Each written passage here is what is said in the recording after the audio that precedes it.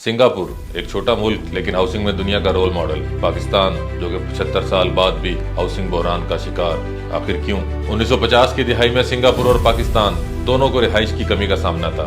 दोनों के पास वसाइल कम थे लेकिन रास्ता अलग था। सिंगापुर ने 1960 में हाउसिंग डेवलपमेंट बोर्ड बनाया।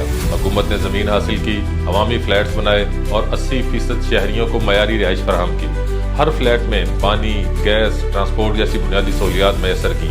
सब कुछ एक मनसूबाबंदी के तहत बनाया गया। पाकिस्तान ने भी हाउसिंग मंसूबे शुरू तो किए मगर मनसूबाबंदी के बगैर। सिर्फ वादे, मास्टर प्लान नजरअंदाज हुए, कब्जा माफिया मजबूत होती गई। कराची, लाहौर, इस्लामाबाद, हर जगह कच्ची आबादियां और गैर कानूनी कॉलोनियां बढ़ती गईं। सिंगापुर में क़यादत का विजन वाज़ेह था, हाउसिंग कौमी तरजीह थी। पाकिस्तान में करप्शन, सियासी मुदाखलत और कलील मुद्दती सोच ने हर हाउसिंग पॉलिसी को नाकाम किया।